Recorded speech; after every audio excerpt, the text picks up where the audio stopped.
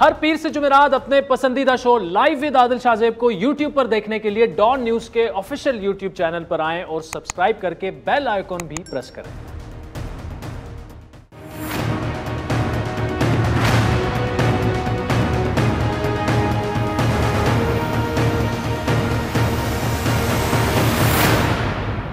अस्सलाम वालेकुम, मैं हूं आदिल शाहजेब। सब कुछ अच्छा और बेहतरीन भी चल रहा हो तो तहरीक इंसाफ हुकूमत खुद ही अपने लिए कोई परेशानी खड़ी करने का फन खूब जानती है। खास तौर पर कानून साजी का अगर मामला हो तो हुकूमत पार्लियामान में मामला लाने की बजाय उसे अहमियत ना देते हुए ऑर्डिनेंस के सहारे लेती नजर आ रही है और फिर यहीं से बात बिगड़ जाती है। अब एक और मामला सर उठा रहा है जिस पर आगे चलकर सियासी मसाइल डेफिनेटली जन्म लेंगे और फिर एक ऐसा इदारा जो इन गुज़श्ता 3 सालों में तनाज़ात की ज़िद में रहा है वो मजीद मुतनाज़ा हो सकता है। ये मामला है चेयरमैन नायब जस्टिस रिटायर्ड जावेद इकबाल की रिटायरमेंट और उसमें तोसी का। उनको अगली टर्म के लिए मुद्दत मुलाजमत में मुमकिना तौर पर तोसी देने की बातें चल पड़ी हैं। कानून के मुताबिक चेयरमैन नायब कायदे ऐवान यानी वज़ीर आज़म और अपोजिशन लीडर यानी शहबाज शरीफ की मुशावरत के साथ ही तैनात किया जा सकता है। आइन के मुताबिक 8 अक्टूबर को चेयरमैन नायब जावेद इकबाल की 4 साला मुद्दत मुलाजमत खत्म हो रही है, लेकिन अभी तक वज़ीर आज़म और अपोजिशन लीडर के दरमियान नए चेयरमैन के हवाले से कोई मुशावरत नहीं हुई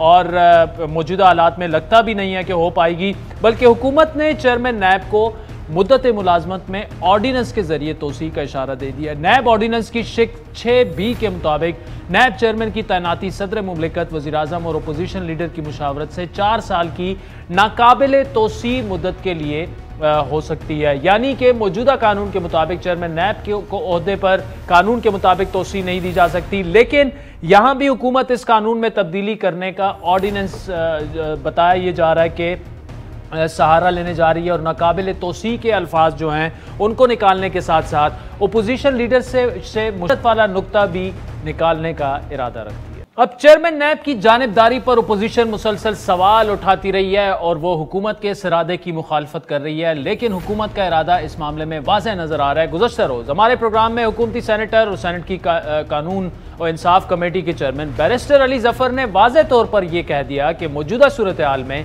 कानून साजी करके चेयरमैन नायब का काम जारी रखना इंतहाई जरूरी है। नया जो है चेयरमैन नायब बनाना वो कंसेंसस से ही बन सकता है और चूंकि मुझे नहीं लगता कि कंसेंसस जल्दी किसी शख्सियत पे हो जाएगा, इसलिए जरूरी है कि ये जो करंट चेयरमैन हैं, इतने सारे केसेस चल रहे हैं, इतने सारे मामलात हैं, जरूरी है कि करंट चेयरमैन फिलहाल जब तक ये फैसले नहीं होते, बड़ा टाइम लग सकता है, उनको कंटिन्यू किया जाए। और उसके लिए अगर कोई ऑर्डिनेंस आ रहा है इमरजेंसी में ताकि वो कंटिन्यूएशन रहे, एक तरह से सिलसिला जारी रहे, उसके लिए मेरा ख्याल है शायद ये जरूरी भी हो, क्योंकि पार्लियामेंट के कानून में टाइम लग सकता है। अब हुकूमती इरादे वाज़ेह हैं और जल्द मुल्क की सियासी बिसात पर एक नया महाज सर उठाता नजर आ रहा है, लेकिन इससे पहले हुकूमत को इलेक्शन कमीशन के साथ खोले गए महाज पर अब नोटिस इसका सामना है। आज इलेक्शन कमीशन ने वफाकी वज़रा फवाद चौधरी और आजम स्वाति को कमीशन और चीफ इलेक्शन कमिश्नर पर इल्जामात लगाने पर नोटिस भिजवा दिए हैं। 10 सितंबर को वजीर रेलवे आजम स्वाति ने सेनेट की कायमा कमेटी के इजलास में इलेक्ट्रॉनिक वोटिंग मशीन के मामले पर इलेक्शन कमीशन पर पैसे पकड़ने का इल्जाम लगाते हुए कहा था कि ऐसे इदारों को आग लगा देनी चाहिए, जबकि उसी रोज फवाद चौधरी ने प्रेस कॉन्फ्रेंस में चीफ इलेक्शन कमिश्नर को अपोजिशन का माउथ पीस करार देते हुए कहा था कि इलेक्शन कमिश्नर को सियासत अगर करनी है तो इस्तीफा देकर इलेक्शन लड़े। आज इलेक्शन कमीशन ने दोनों को नोटिस भिजवा दिए हैं जिसमें उनसे इदारे पर लगाए गए इल्जामात के सबूत मांगे गए हैं और जवाब तलब किया गया है। इलेक्शन कमीशन और हुकूमत के दरमियान ये महाजराई बढ़ती जा रही है और आने वाले दिनों में चेयरमैन नायब के मामले पर अपोजिशन के साथ एक नया महाज भी खुद हुकूमत तैयार कर रही है। इसी मामले पर बात करेंगे वजीर मुमलिकत पार्लिमानी उमूर जनाब अली मोहम्मद खान साहब हमारे साथ मौजूद हैं। अली मोहम्मद खान साहब, thank you so much for joining अस। 2 बड़े अहम इश्यूज हैं, एक तो इलेक्शन कमीशन वाला मामला है, 2 आपके अहम वज़रा आजम स्वाति साहब, फवाद चौधरी साहब, उनकी स्टेटमेंट्स ऑन रिकॉर्ड हैं, अब उनको बाकायदा आज नोटिस जारी कर दिए गए हैं। हुकूमत क्या इरादा रखती है? नोटिस के जवाब दिए जाएंगे? इलेक्शन कमीशन आपसे सबूत मांग रहा है आपके वज़रा से कि जो इल्ज़ामात लगाए गए कि इलेक्शन कमीशन को जो है वो माउथ पीस बन चुका है, ऐसे इदारों को आग लगा देनी चाहिए, इन्होंने पैसे पकड़े हैं, सबूत देंगे या फिर मेरा ख्याल है कि सुलह सफाई हो जाएगी और कंसेंसस से कुछ बात आगे बढ़ सकती है मफामत से? बहुत शुक्रिया आदिल साहब। बिस्मिल्लाहिर्रहमानिर्रहीम। अल्लाहुम्मा सल्लि व सल्लिम व बारिक अला सय्यिदिना मुहम्मदुर रसूलुल्लाह खातमुन नबिय्यीन सल्लल्लाहु अलैहि व अस्हाबिहि वसल्लम। बाज़ औक़ात जिस तरह देखें हज़रत अली रज़ियल्लाहु अन्हु ने फरमाया था ना कि जो कमान से निकला तीर और ज़बान से निकली बात फिर वापस नहीं आती, तो गुफ्तगू में बहरहाल एहतियात सबको करनी चाहिए। और मैं समझता हूँ कि आपने कहा कि क्या अफ़हाम व तफ़हीम हो जाएगी या मामला रफ़ा दफ़ा हो जाएगा या इस पर कोई सख्त जवाब बल जवाब होगा। मैं तो पहला मामला ही देख रहा हूँ। मामला देखें, हुकूमत रिस्पेक्ट करती है इलेक्शन कमीशन की और एक आइनी इदारा है, और आइनी इदारे की हुकूमत अगर रिस्पेक्ट करती है तो किसी पे एहसान नहीं है। अपनी ड्यूटी हम भी करते हैं, वो भी करते हैं। तो ऐसा कोई महाज आराई का माहौल न था, ना मैं कोई देख रहा हूँ। हाँ, तुंदो तेज़ एक दो तीन बयानात आगे पीछे आए।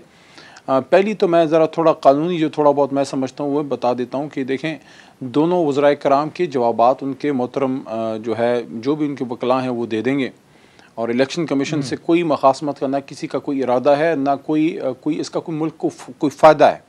और तीसरा ये है कि हुकूमत पाकिस्तान, इमरान खान साहब, हमारी हुकूमत ने अगर कोई तजावीज़ दिए हैं तो पाकिस्तान में एक साफ़ शफाफ इलेक्शन के लिए हैं, जिस पे हम अपोलोजेटिक नहीं हैं। हम समझते हैं कि हमारा काम है, अपोजिशन का भी काम था कि तजावीज़ देते, क्योंकि वो सबसे ज़्यादा उनको गिला था, उनका सदायत एजाज था पीपल्स पार्टी का, उनसे ज़्यादा मुस्लिम लीग नून का। ना उनकी तरफ से कोई इलेक्टोरल रिफॉर्म पे कोई तजावीज़ आई, ना EVM पे कोई सैर हासिल उन्होंने कंट्रीब्यूशन की। इलेक्ट्रॉनिक वोटिंग मशीन के अलावा ओवरसीज़ पाकिस्तानीज़ का जो आई वोटिंग है उस पर भी उनकी तरफ से कोई तजावीज़ कुछ भी नहीं आया। उसके साथ साथ इलेक्शन को रिफॉर्म करने के लिए, प्रोसेस को साफ शफाफ बनाने के लिए हम तवक्को करते थे कि जो मोहतरम इलेक्शन कमीशन ऑफ पाकिस्तान है उनकी तरफ से भी कोई कंक्रीट तजावीज़ आएँ ताकि सिस्टम ठीक हो और सबका इस पर एक एतमाद बहाल हो। तो ये तो एक मुल्क की बेहतरी के लिए एक सही कोशिश की गई हमारी हुकूमत की तरफ से, जिस पे हम कोशिश मज़ीद भी जारी रखेंगे। जहाँ तक इनके ख़िलाफ़ प्रोसिक्यूशन का ताल्लुक है तो उस पर मैं एक कानूनी नुक्ता सामने रख देता हूँ कि देखें, जो स्टैंडिंग कमेटी है वो पार्लियामान की एक्सटेंशन है।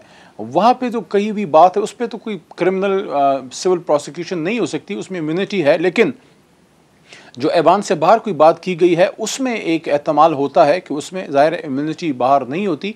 उस पर कोई बात हुई है तो उसका जवाब हमारे वकला दे देंगे वज़राए कराम के, और इंशाल्लाह कोई ऐसा इशू मैं नहीं देख रहा, किसी का कोई ज़ाती कोई अनाद नहीं है, ना ऑनरेबल ना मोहतरम आज़म सवाती साहब का और ना फवाद चौधरी साहब का। दोनों सीनियर जो हैं पॉलिटिकल वर्कर हैं, खासकर सवाती साहब तो बहुत ही सीनियर हैं। गुस्से में कोई बात अगर हो गई है तो मैं समझता हूँ कि इलेक्शन कमीशन भी उसको देख लेगी इस इशू को तरीके से। मैं इस इशू को कोई ज़्यादा आगे गुंजलक होता नहीं देख रहा। इंशाल्लाह मामला जो है वो हल हो जाएगा। ठीक, चले, अच्छा है कि मामला अच्छी तरफ जाए। अली मोहम्मद खान साहब, दो चीज़ें, एक तो उस प्रोसेस पर हम बात नहीं कर रहे, इलेक्टोरल रिफॉर्म्स होनी भी चाहिए, क्योंकि हर इलेक्शन जो पार्टी आती है वो कह देती है कि जी ये इसमें धांधली हुई है, तो ये सिलसिला बंद तो होना चाहिए, उस पर हम नहीं जा रहे। सवाल इस पे था कि हुकूमत वक्त की ज़्यादा जिम्मेदारी होती है मामलात को तदब्बुर से आगे बढ़ाना, और खुसूसन जब इदारों की बात आ जाती है तो ऑब्वियसली उस पर आपने एक तफसीली जवाब दे भी दिया।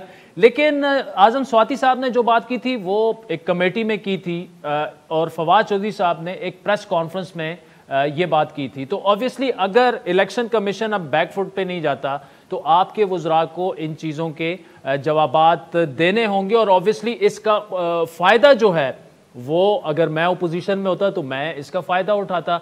तो सिंपल सा ये है कि तदब्बुर और मफाहमत से आगे बढ़ना होगा, खुसूसन हमारे रीजन में जो कुछ हो रहा है, जो अफगानिस्तान के मामलात हैं, तो ज़रा अंदर ठंडे रखने चाहिए हमें मामलात। बस ये एक अर्ज़ थी आपसे। मैं इससे 100% एग्री करता हूँ।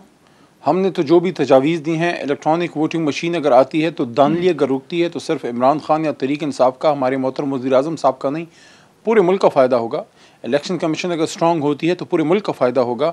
महाज आराई ना हमारा इरादा था, ना है, ना कभी होगा, क्योंकि हम मुल्क को मजबूत करने आए हैं। मुल्क को उस दलदल से, करप्शन की, अकरबा परवरी की, इदारों की इंटरनल पोलिटिसाइजेशन की, मुल्क जो एक डाउन स्लाइड में चला गया था हर लिहाज से, अखलाकी तौर पे, समाजी तौर पे, सियासी तौर पे, माशी तौर पे, उन सब से उस मुल्क को निकालना हमारा मैंडेट है। और जिस तरह से इस वक्त खित्ते में हालात हैं, जो आपने ख़ुद उसकी तरफ बड़ी दुरुस्त निशानदही की है। मैं उससे आई कांट एग्री मोर, मैं उससे ज़्यादा इत्तेफाक जो है, इससे ज़्यादा क्या इत्तेफाक करूं कि मैं आपकी बात को सेकंड कर रहा हूं कि इस वक्त पाकिस्तान के अंदर हमें माहौल बड़ा सेंसिबल तरीके से लेके चलना है और ना कभी हुकूमत का कोई इरादा था। मैं समझता हूँ कि इलेक्शन कमीशन ऑफ पाकिस्तान भी जो है वो भी मामलात की नज़ाकत को समझती है कि इंटेंशन ये है कि पाकिस्तान में हमारा इलेक्शन का निज़ाम मजबूत हो, साफ शफाफ हो और इलेक्शन कमीशन जो है उसको भी स्ट्रेंथन किया जाए, उस पर भी इन्वेस्ट किया जाए ताकि हमारा इलेक्शन कमीशन जो है वो आज़ाद और गैर जानिबदार तरीके से इलेक्शन बेहतर तरीके से करा सके। उस पर हुकूमत हर तरह से ताउन करने के लिए तैयार है। और अभी जो कैंटोनमेंट बोर्ड का इलेक्शन हुआ है, मैं समझता हूँ पहले से निस्बतन इस पर बड़ी कम शिकायतें आई हैं, काफी बेहतर इलेक्शन हुआ है। इलेक्शन कमीशन को इस पे अच्छा, मुझे अली साहब एक और मामला है, ठीक है, एक और मामला है, चेयरमैन नैब की जो तोसी पर ऑर्डिनेंस लाने की बात की जा रही है। एक तो ये बताइए कि दो उसमें, एक तो नाकाबिले तोसी का जो आइन में जो है कि वो नाकाबिले तोसी है और अपोजिशन लीडर्स से मुशावरत। अब शुनीद ये है जो कि फरोग नसीम साहब कह भी चुके हैं कि हो सकता है कि इन दो अल्फाज को निकाल दिया जाए, कुछ ऑर्डिनेंस लेके आया जाए और मौजूदा चेयरमैन नैब जो है उनके ओहदे में तोसी कर दी जाए। अब ये एक दूसरा ऐसा मामला है विच विल स्पार्क कंट्रोवर्सीज, मतलब अब आइन में मौजूद है कि अपोजिशन से मुशावरत होगी, अभी तक नहीं हुई, 8 अक्टूबर को वो अपने ओहदे से, उनका ओहदा ख़त्म हो रहा है, तो ये एक और ऐसा मामला होगा कि अगेन उस पर जो सियासी जमातें हैं या इदारे हैं उसमें मामला ख़राबी की तरफ जा सकता है। देखें, जो उसूली तौर पे जो एक मुरवजा कानूनी जो एक डॉक्ट्राइन है वो तो यही है कि पर्सन स्पेसिफिक लॉ मेकिंग नहीं करनी चाहिए। ना हमारा कोई ऐसा इरादा है कि किसी ख़ास शख्सियत के लिए हम कानून साजियाँ करें, लेकिन ये है कि ऑर्डिनेंस एक हुकूमत का इख्तियार होता है। कुछ अरसे के लिए आप मुल्क की ज़रूरत को सामने रखते हुए आप एक लॉ बना लेते हैं, फिर अगर पार्लियामान मुनासिब समझती है तो ऑर्डिनेंस को लॉ की शक्ल दे देती है, अदरवाइज़ ऑर्डिनेंस अपनी कानूनी मुद्दत जो है वो पूरी करके ख़त्म हो जाता है। अब ये जो आपने एक्सटेंशन की बात की है, तो जो मोहतरम हमारे हैं नायब के चेयरमैन, तो उनका तो देखें सबसे इम्पॉर्टेंट बात यह है कि उनकी नॉमिनेशन हमारी अपोजिशन पार्टीज़ की रिकमेंडेशन पे उनकी आपस में हुई थी, तो उनको तो कोई एतराज़ होना ही बेसिकली नहीं चाहिए। नाज़रीन, अली मोहम्मद खान साहब उसी जानिब इशारा कर रहे थे कि अपोजिशन ने उनकी नॉमिनेशन की थी चेयरमैन नायब ने, लेकिन ऑन रिकॉर्ड इस पर अपोजिशन पार्टियां जो है वो बाकायदा माफ़ी मांग चुकी। हमारे ही प्रोग्राम में शायद खाकान अब्बासी उनकी नामजदगी पर माफ़ी मांग चुके थे। वक्त तो चाहता है एक ब्रेक का, जिसके बाद मईशत की बात करेंगे। मोहम्मद ज़ुबैर साहब साबिक गवर्नर से नून लीग के रहनुमा हैं और उन्हें बड़ा अच्छा एक माशी तजियाकार भी समझा जाता है, उनसे तफसीली गुफ्तगू करेंगे ब्रेक में।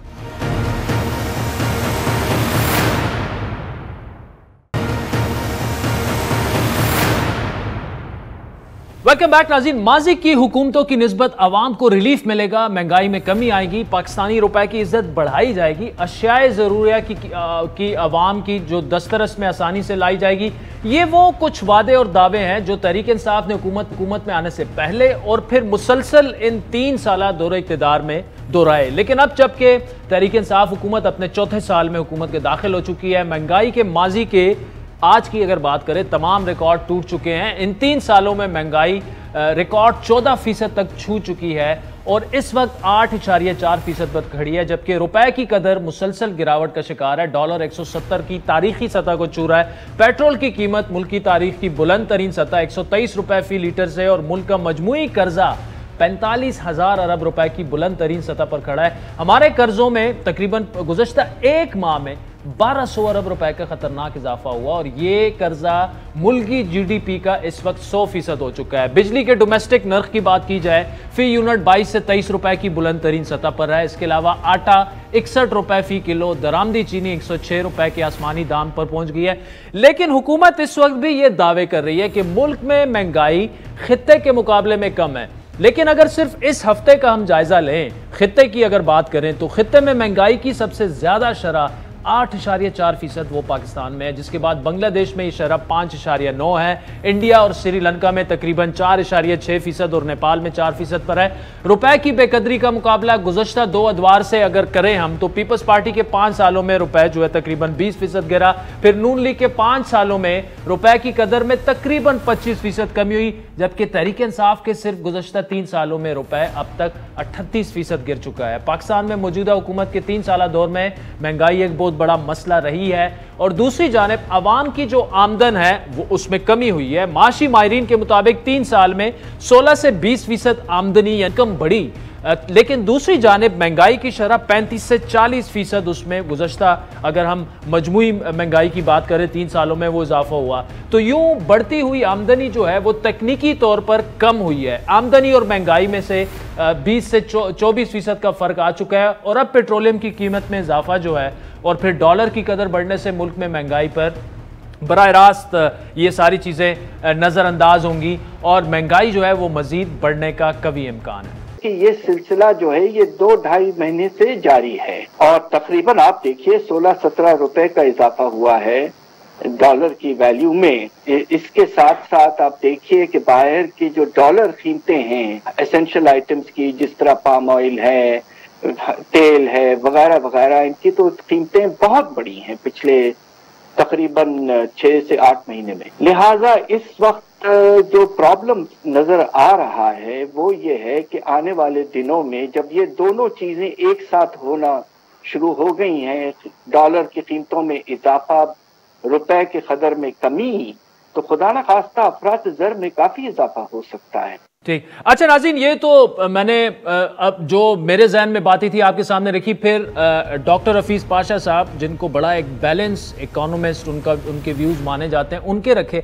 आज असद उमर साहब से एक सवाल हुआ, वो क्या सवाल हुआ, उन्होंने जवाब क्या दिया, वो सुने जरा। अगर इस तरह के बम गिराएंगे तो मैं तो वजीर खजाना ही नहीं रहूंगा। अब आप सवाल नहीं पूछ रहे, अब आप मसाला करने की कोशिश कर रहे हैं। अच्छा सर, कल ये सर ठीक, आज प्राइम मिनिस्टर इमरान खान साहब गैर मुल्की दौरे पर गए, ईरानियन सरबराह से भी वो मिले और बाकी भी उनकी मुलाकातें हो रही हैं, लेकिन उसी दौरान उनसे भी एक सवाल हुआ, वो भी आपके सामने रखते हैं। वक्त दीजिएगा, आखिर में एक शेर जरूर सुनाता हूँ आपकी जात के लिए। कहता है कि कुछ अपने दिल पे भी जख्म खाओ, कुछ अपने दिल पे भी जख्म खाओ। पाकिस्तान कह रहा है कुछ अपने दिल पे भी जख्म खाओ, मेरे लहू की बहार कब तक, मुझे सहारा बनाने वालों, मैं लड़खड़ाया तो क्या करोगे। आखिरी इमरान साहब के लिए एक शेर है, इतने जालिम न बनो। इमरान भाई आपके लिए, आप तो अब एक कैदी हो गए, जब कंटेनर पे थे तो जबरदस्त थे, तो अब तो पता नहीं किन के चक्करों में आप आ गए। तो कहता है कि इतने जालिम न बनो, कुछ तो मुरव्वत सीखो।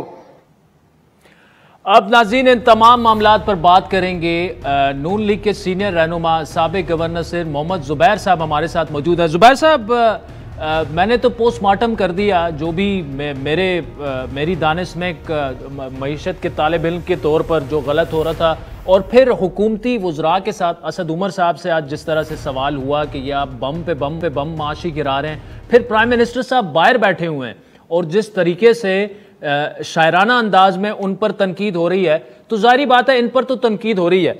एक तो आपका माशी हालात पर तजिया, और साथ में ये भी कि बहसीत सहाफ़ी मैं ये भी समझता हूँ कि हुकूमत अगर मईशत में परफॉर्म नहीं कर पा रही या उनसे संभल नहीं रही, ग्रोथ से स्टेबिलिटी से ग्रोथ, वो एक दूसरे को वो पास ही दिए जा रहे हैं। 3-4 फाइनेंस मिनिस्टर चेंज हो चुके हैं, लेकिन ओपोजिशन की जानिब से भी कोई लाए अमल, कोई आपस में तो आप मुत्तहिद ही नहीं हो सकते, तो अवाम जाएं तो किधर जाएं। ओवर टू यू जुबैर साहब।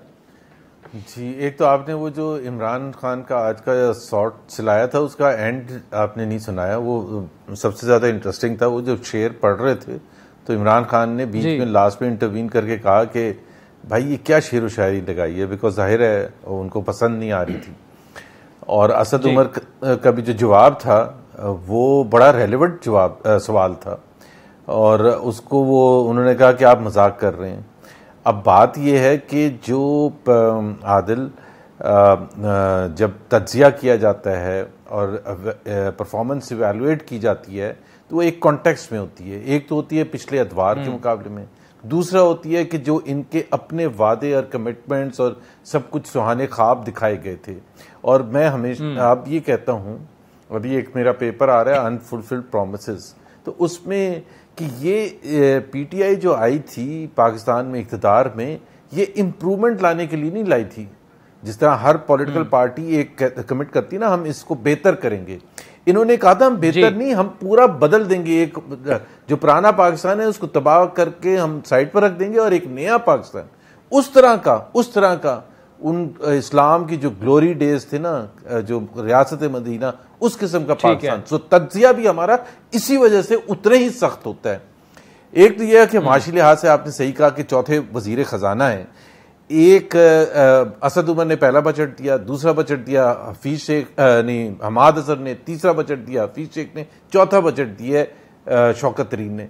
दैट इटसेल्फ डिफाइंस के माशी लिहाज से हुकूमत कितनी अनसर्टन है और उनको समझ नहीं आ रही कि डायरेक्शन क्या होनी चाहिए। मिसाल के तौर पर असद उमर का जाना और हफीज शेख का आना, it was not just a change of face, it was a completely different school of thought. मिसाल के तौर पर Asad Umar anti privatisation, Hafeez Shaikh pro privatisation. Asad Umar का जो तरीक़ेकार स्टेट ओन्ड एंटरप्राइजेस को ठीक करने का, वो सरमाया पाकिस्तान के थ्रू था। उन्हें सरमाया पाकिस्तान हफीज शेख ने बंद करके डब्बे में डाल दिया। शौकत तरीन ने आगे दोबारा वही सरमाया पाकिस्तान की बातें करनी शुरू कर दी। सो मसला ये है कि अवाम को तो ज़ाहिर है मुश्किलात बढ़ती चली जा रही हैं क्योंकि डायरेक्शन कोई नहीं है। और दूसरी बात जो आपने कहा ना कि ये जो एक्सचेंज रेट का, मैं एक और चीज़ कहता हूँ कि सिर्फ ये नहीं होता। आपने कहा कि नून लीग की हुकूमत में 25% डिवैल्यू हुआ था और पीपल्स पार्टी, एक रेंज बाउंड होती है चीज़ मार्केट में जिसकी समझ बूझ होती है हर मार्केट प्लेयर को, इंक्लूडिंग इंटरनेशनल इन्वेस्टर्स को, कि जी ये 5%, 6% सालाना एक्सचेंज रेट डिवैल्यू होता है, तो समझ आती है, उसको कहते हैं रेंज बाउंड। लेकिन अगर एक दफा 168 पर चले जाए और फिर वापस 152 पर आ जाए और फिर 3 महीने में 170 चले जाए, और इसी तरह से आपने देखा था कि वो जो मैसिव कभी नीचे जाता था कभी ऊपर जाता था जब हुकूमत आई थी, दैट कंफ्यूजेस एवरीवन।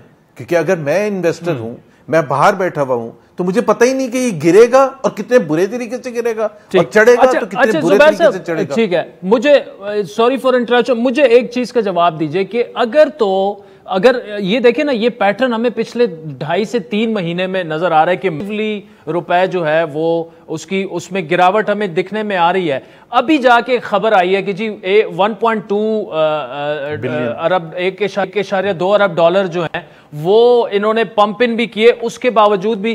तो वजह आपको क्या नजर आ रही है? देखिए बड़ा सिंपल सा वजह ये है आदिल कि समझ बूझ थी नहीं। I am sorry to use the word कि कोई समझ नहीं थी इनको। जब आशारिये मिले, हुकूमत में आए, तो तकरीबन 90% जो भी मैक्रो इकोनॉमिक इंडिकेटर्स थे वो पॉजिटिव थे।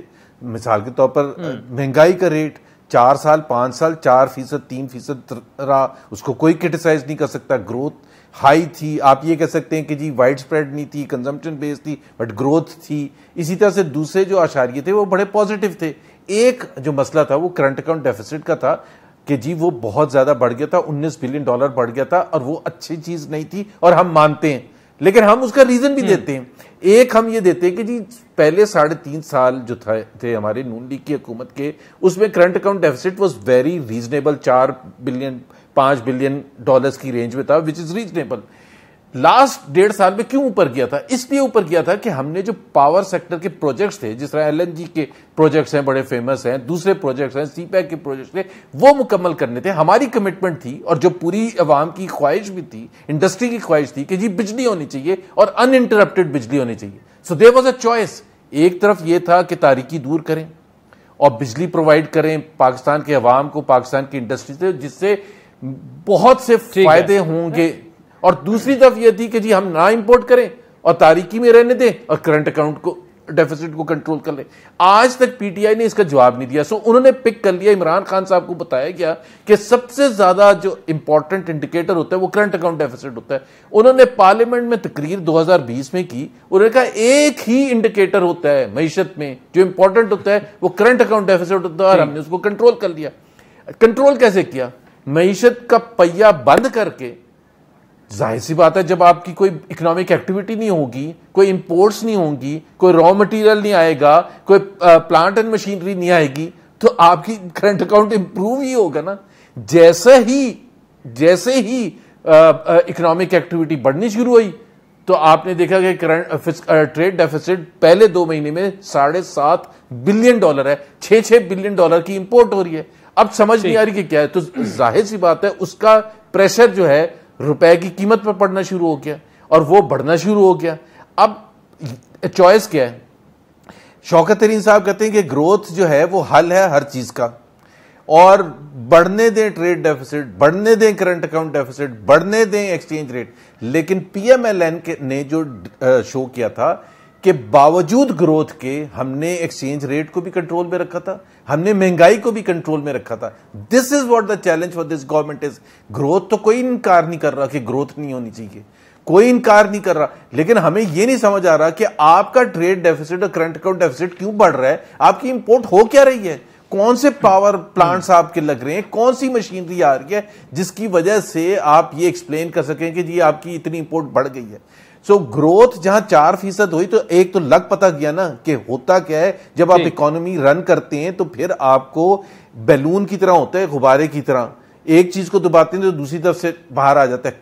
कोई भी हुकूमत के लिए ये पॉसिबल नहीं है कि तमाम अशारिये जबरदस्त कर दे एक साथ। हाँ, प्लान आपका होना चाहिए कि जी ये थोड़ा डाउनसाइड होगी, इसका हल करने का प्लान क्या है। नहीं जुबैर साहब, बड़े वैलिड पॉइंट्स आपने, बड़े वैलिड पॉइंट्स उठाए। अच्छा सर, टाइम मेरे पास कम है, ब्रीफली आपसे एक जवाब चाहूंगा। अभी खबर आई है कि जी जो मुस्लिम लीग नून के अंदर जो अक्सर मीडिया पे सुनते रहते हैं आप, बयानिया की जंग वाला, 2 बड़े अहम इजलास हुए अभी भी जो भावलपुर डिवीजन का हुआ, उसमें ना शहबाज शरीफ साहब आए ना हमजा साहब आए, और वो यहाँ पर मौजूद हैं। बड़े अहम ग्रॉस रूट लेवल तक आपके लोग बैठे हुए हैं और अगले इलेक्शंस और तंजीम साजी हो रही है। कुछ तो ऐसा है कि ये चीज़ें, मतलब अब तो अगर आप ग्रॉस रूट लेवल तक जा रहे हैं तो सबको मिल के जाना चाहिए ना, मज़ामत और मफामत वाले बयानिए को सबको। नहीं, मज़ामत और मुफाहमत वाला बयानिया मेरा ख्याल है वो जो मीडिया की या दूसरी जमातों की स्पेकुलेशन थी वो पिट के कैंटोनमेंट बोर्ड इलेक्शंस में बिल्कुल सबके सामने आ गई है।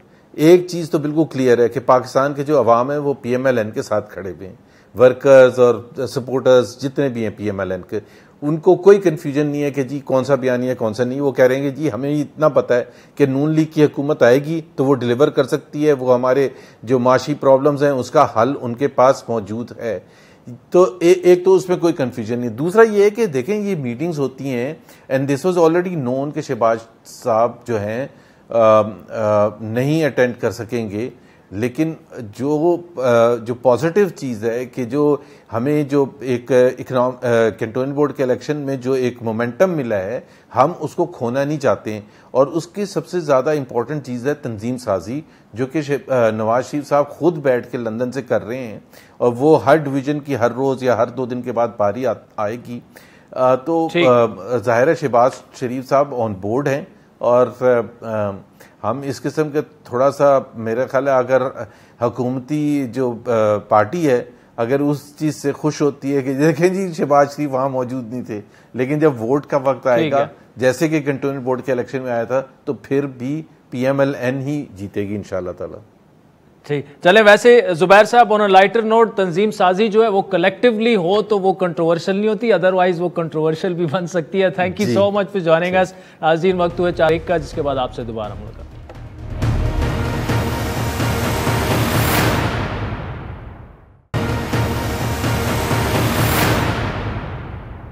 वेलकम बैक नाज़रीन। अफगानिस्तान में गुज़श्ता 1 माह के दौरान होने वाली पेशरफ के साथ साथ खित्ते और ख़ास तौर पर अफगानिस्तान के आस पास मौजूद ममालिक मुसलसल राब्तों में हैं। तेज़ी से बदलती हुई सूरत हाल पर आपस में मुशावरत भी कर रहे हैं। और आज इसी सिलसिले में वज़ीर-ए-आज़म इमरान खान ताजिकिस्तान पहुंचे, जहां वो शंघाई ताउन तंजीम इजलास में शिरकत के साथ साइड लाइन्स पर दीगर ममालिक के कायदीन से बड़ी अहम मुलाकातें कर रहे हैं। शंघाई ताउन तंजीम और CETO के सरबराही इजलासों के इनेकाद के मौके पर अफगानिस्तान की जो सूरत हाल बन चुकी है, खित्ते में जो अमन और इस्तेकाम है, उस पर रूस, चीन और पाकिस्तान के वज़ाए ख़ारजा और ईरान के नायब वज़ीर की अहम मुलाकात भी हुई है। इसी दौरान आज इमरान खान की ईरानी सदर इब्राहिम रईसी से भी बड़ी अहम मुलाकात हुई। और ये इसलिए मैं इसको अहम समझ रहा हूँ कि गुज़श्ता माह तालिबान के अफगानिस्तान पर कंट्रोल हासिल करने और फिर अबूरी काबीना के क़याम पर तशवीश के इजहार और फिर पंजशेर में होने वाली लड़ाई के मामलात पर ईरान की तरफ से बिलवास्ता तौर पर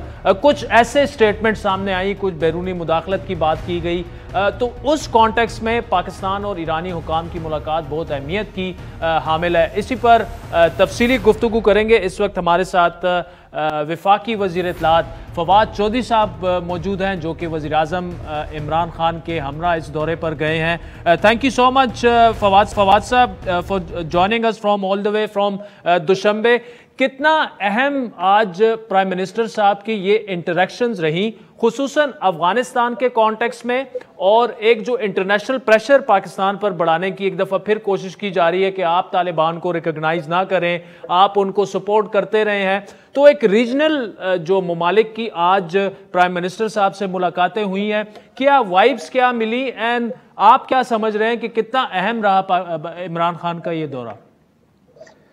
देखिए आदिल, बहुत अहम रहा। और जिस तरह से आपको पता ही है कि इस वक्त जो इस रीजन में दो ममालिक अफगानिस्तान की सरहद के साथ जुड़े हुए हैं, उनको बहुत फिक्र है कि अफगानिस्तान का मुस्तकबिल क्या होगा।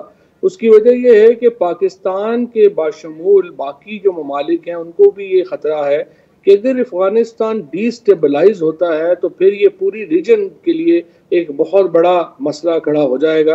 आज वज़ीर-ए-आज़म साहब की जो मुलाकातें हुई उनमें बेलारूस के सदर थे, फिर उससे उज़्बेकिस्तान के सदर थे, फिर काज़ाकिस्तान के सदर थे, और अभी रात को अली इमाम अब्दुर्रहमान जो कि ताजिकिस्तान के सदर हैं उनसे मुलाकात हुई, ईरान के सदर से मुलाकात हुई। अच्छा, अब ये एक पूरा हमारी एफर्ट ये है कि इस वक्त जो रीजन है वो लीड ले अफगानिस्तान के मामलात को बेहतर करने में।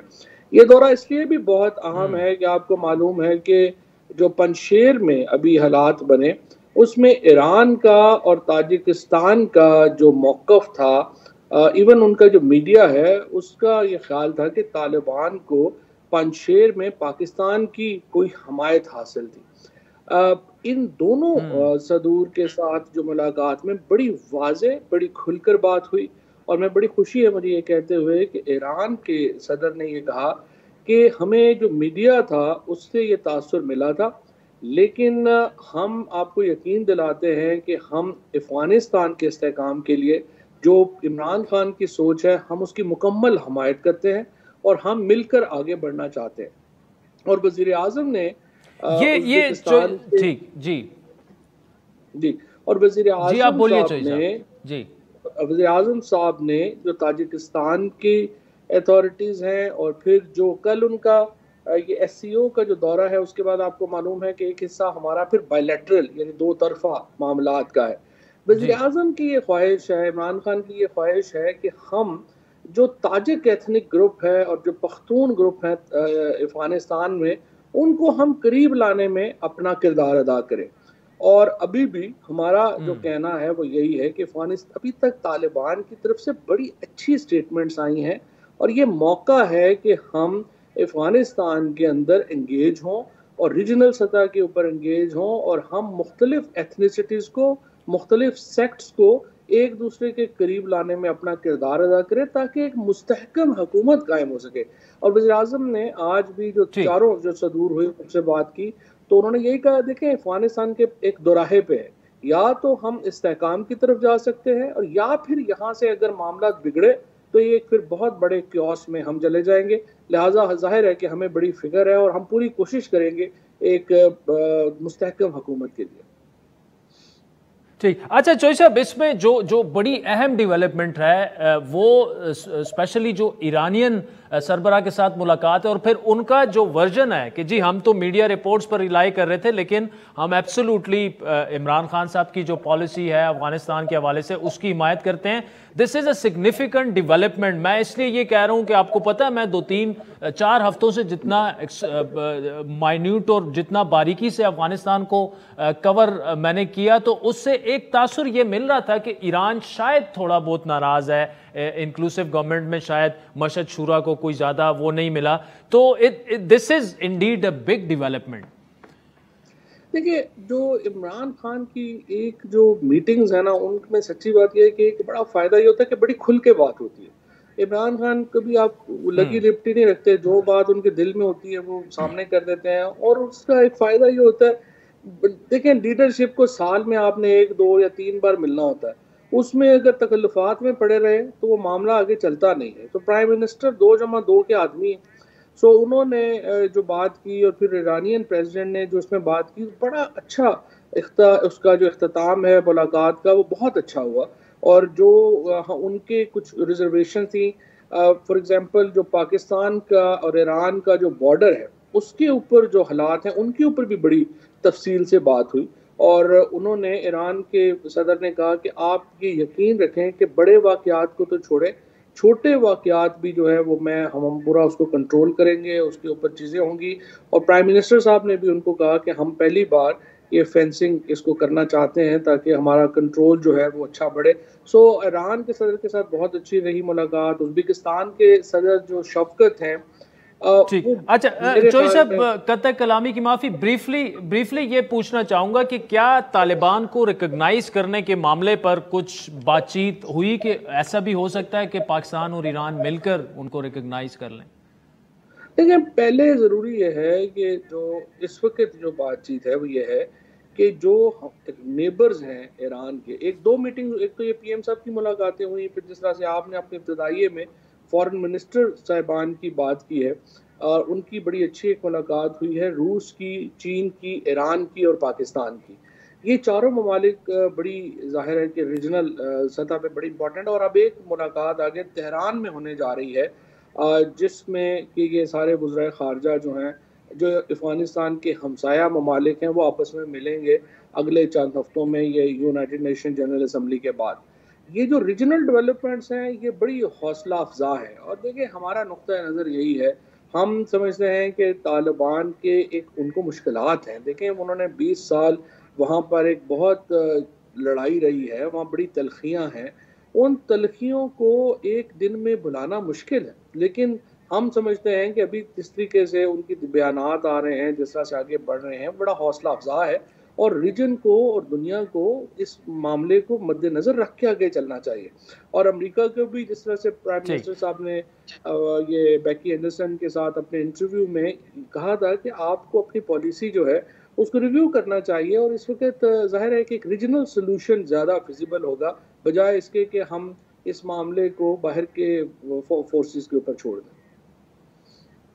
ठीक, फवाद चौधरी साहब, thank you so much for joining अस। नाज़रीन, सुना बड़ी तफसीली गुफ्तगू वफाकी वज़ीर इत्तलात दुशंबे से हमारे साथ लाइव मौजूद थे, उन्होंने की। वक्त हुआ चाहता है एक ब्रेक का, जिसके बाद बलूचिस्तान में सियासी हालात जो हैं कुछ ज़्यादा अच्छे नहीं है। जाम कमाल साहब के लिए पिक्चर कुछ अच्छी नहीं लग रही, उनके खिलाफ अदम एतमाद आ चुकी है, बड़ी सीरियस मराइल में भी दाखिल हो चुकी है। उस पर तफसीली गुफ्तगू करेंगे एक ब्रेक के बाद।